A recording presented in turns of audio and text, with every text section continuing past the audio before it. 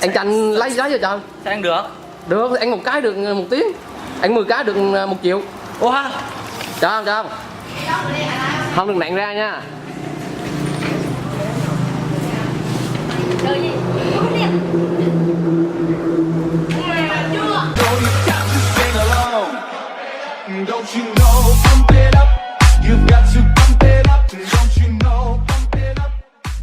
Hello, xin chào tất cả anh em nha. Mình là Duy Khải Khánh Minh đây.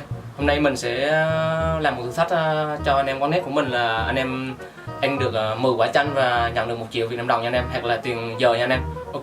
Và nếu anh em cảm thấy clip của mình hay và thú vị, nhớ để lại cho mình một like và comment ở dưới video nha anh em. Và đừng quên ấn nút vào subscribe và nhấn vào chuông để ủng hộ mình nha. Ok, anh em mình sẽ đi ra phía trước nha anh em. Cái này là phần riêng của mình thôi. Ok. Ok anh em, đây là nét mình đây. Sáng nay thứ bảy mà anh em chơi cũng khá là đông. Đây cái bàn mấy hôm mình hay chơi đây, mình vừa chuyển mấy vô nhà. Anh em đi quan chứ không?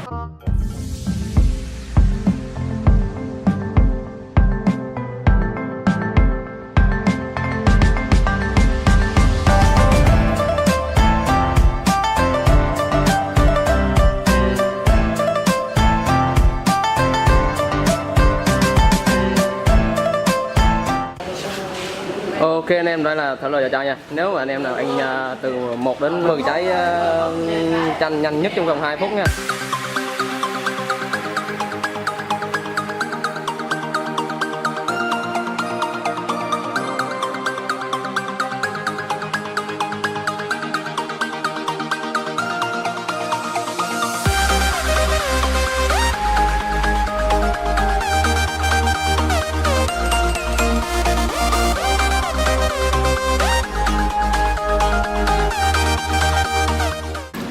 Luôn Con béo không ơi? lấy cho trời không?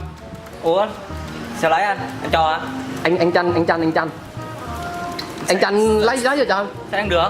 Được, anh một cái được 1 tiếng. Anh 10 cái được 1 triệu. Ủa ha? Cho không, cho không? Rồi, ok. Bên kia đứa nào ấy, bạn em ấy. Cho Cho không em, cho không? Chơi anh Chanh không? Anh Chanh xíu khỏi tính tiền. Cho xíu khỏi tính tiền nha. Rồi cho không? Nói cái chứ. Cho không đồng ý chứ. Rồi ok, em cho luôn đúng không? Không biết cái nữa. Rồi Ok, được chưa? Đấy. Wow. Đấy. 5.000 20, 30 Nghe không? 40, 50, 100, 200. Anh em xị á, ít đâu nha. 1, 2, 3, 4, 5, 6, 7, 8, 9, 10, 12, 14. Ném sậy. Ngon không? Ngon. Khô méo không? Khô méo có nhiều quả tính nào? Còn À, cho ok. tính lại. Rồi xử đi. Nhiều là sậy hết rồi. Như đây ăn hết thì ráng xử đi chứ sao giờ. Ok anh em, nhưng mà lấy 5.000 trước anh em, 5.000 được sáng quá nào. Xử đi.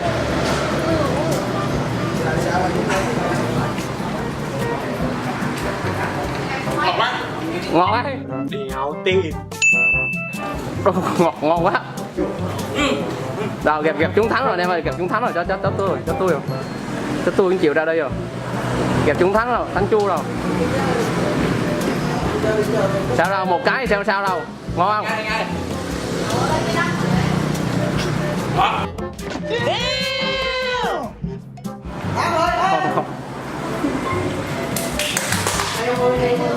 Rồi cái thứ hai ấy.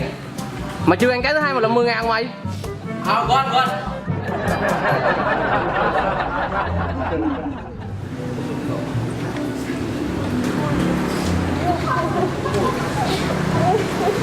Rồi đâu em, thánh rồi, kẹp thánh rồi anh em ơi, chắc ra đây chịu quá. Sắp hết rồi nha, còn 30 giây nữa thôi ấy. 2 phút mà phải lụm hết 10 cái mà không được thì chỉ còn 30 giây thôi. Chứ cái lụm 20 nữa đấy.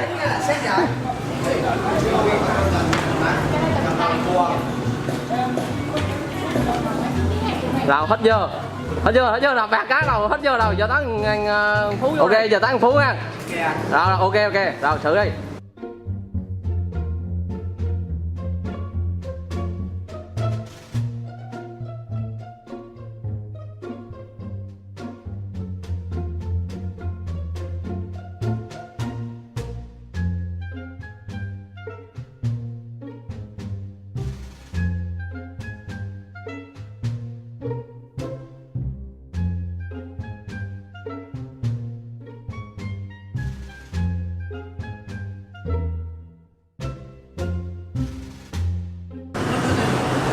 bớt rồi. Ok giờ tao từ thấy vô này rồi vô em nhắm ăn được mấy cái từ hỏi trước ạ.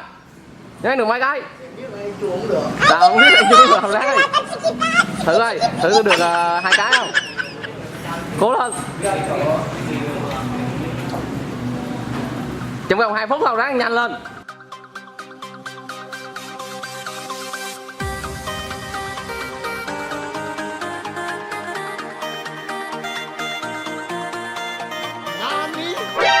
NANI? Sao ói mửa đâu ráng cá nữa đi.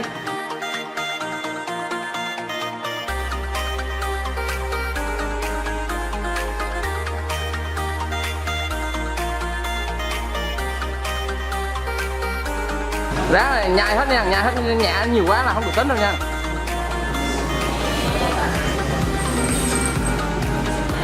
Cá bị hư không? Cái bị hư rồi, không lấy cái khác, bù cái khác vô. Nửa cái nào cũng được.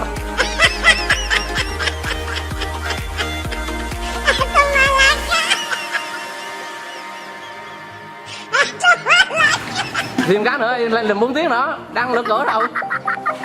Rồi bớt rồi. Rồi ok, thằng em GH thử cái đầu tiên đi anh. Nhắm từ từ nhắm được mấy cái. 3 cái rồi, ok, chơi đi. Vô. Em này xem mà nói phá kỷ lục của mình nha.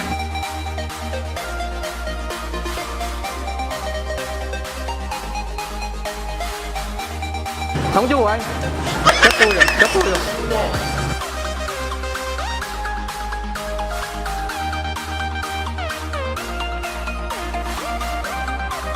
Bán chắc cá chanh ngọt dữ người ta.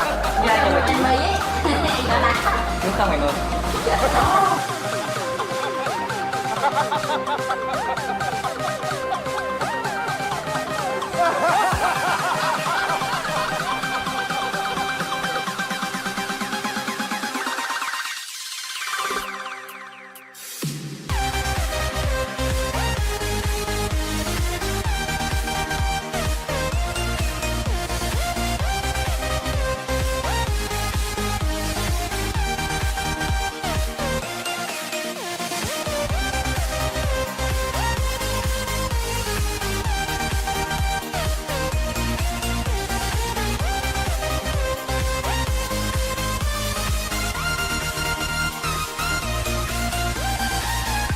Chua hay ngọt? Ngọt ấy. Có chua không? Có.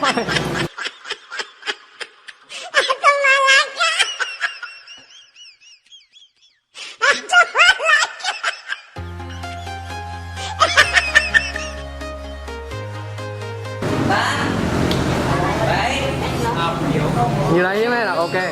Dứt khoát.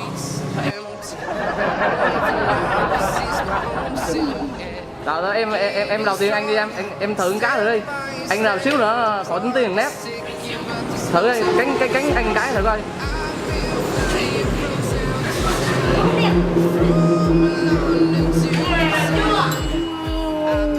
Tiếp tục đi. Cánh nguyên cá như cánh cái ảo rồi á, lưng nói vậy á.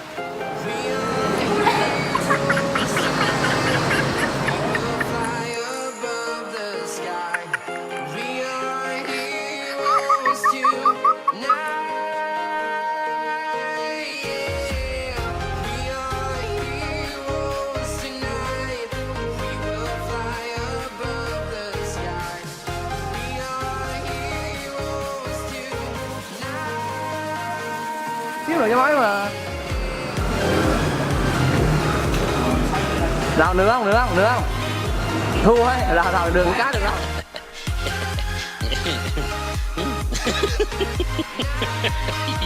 Đâu xử ăn cá đi, xử đi.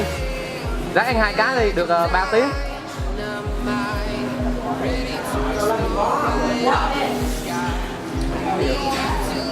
Anh thấy ngọt quá.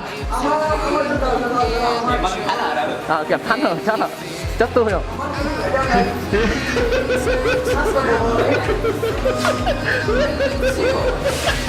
Như cái chanh này chúng cái chanh ngọt nhau không? Sao ngọt hơn vậy?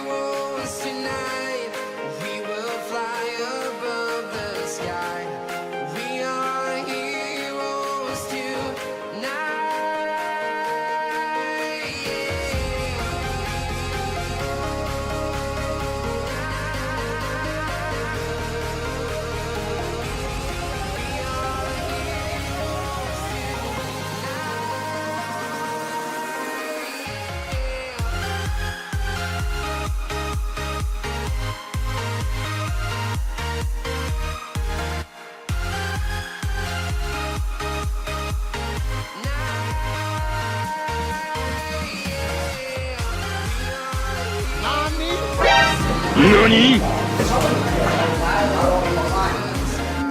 tin. 20 giây nữa. 19 18 I've been flying from town to town, from London to Taiwan. I've been all around the globe trying to protect your soul.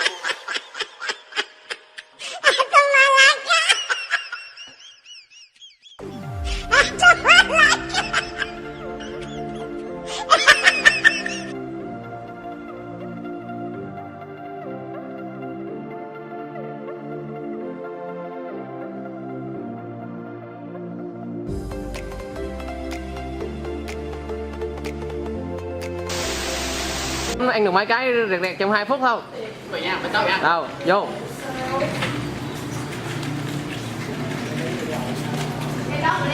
Không được nặng ra nha. Chua.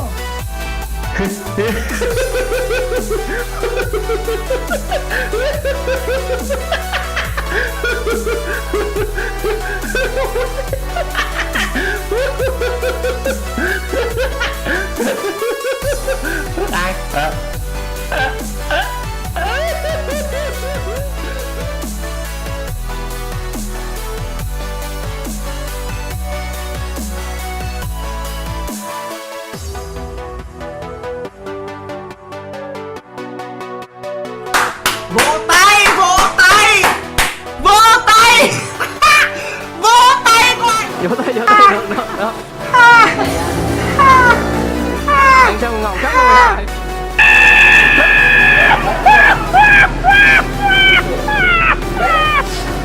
Bếp. Rồi em ăn cái đầu tiên ở đây. Chẳng 2 phút đâu, 2 phút anh ráng ăn 10 cái lánh chịu nè. Rồi thử đi.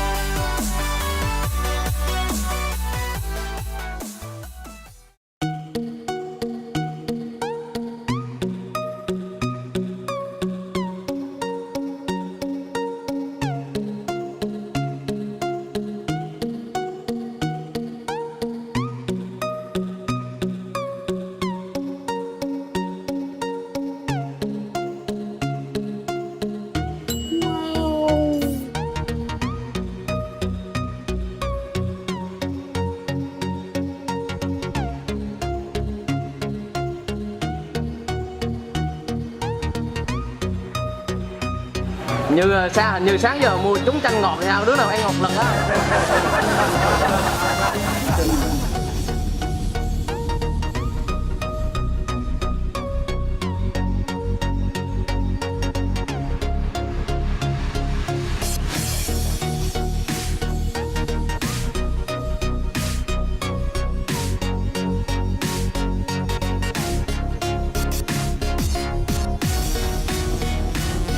Đéo tiền.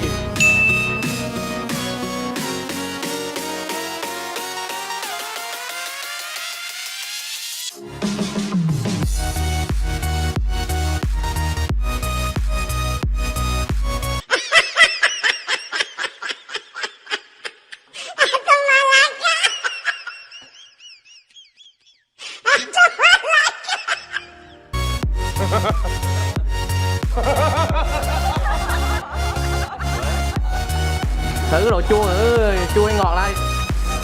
Thử đi.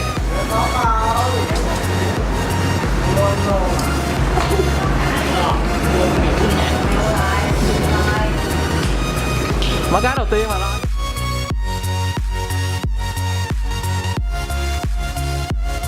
Tiếp cái thứ hai đây. Bớt rồi anh. Ráng cái thứ hai đi. Chua quá. Chua quá.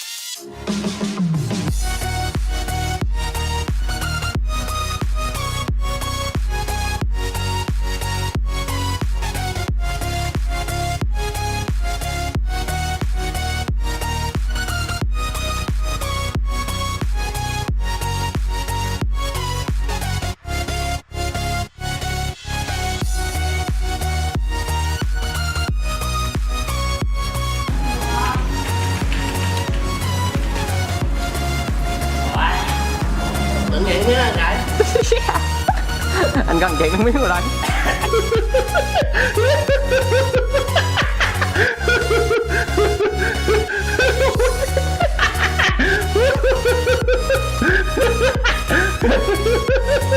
Ai?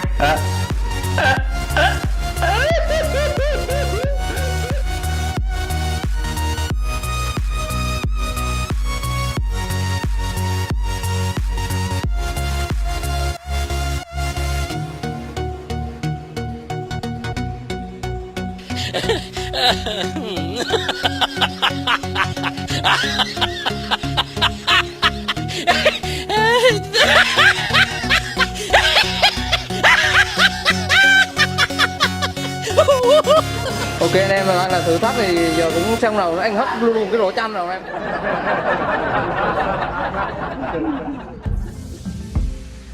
Giờ mình sẽ tạm dừng clip tại đây và mong anh em like và share ủng hộ video nha anh em. Và đừng quên nhấn vào nút đăng ký để ủng hộ kênh và theo dõi những video tiếp theo nha anh em. Ok và cảm ơn anh em nha. Mình lấy hết đâu. Thằng này lấy hết luôn à.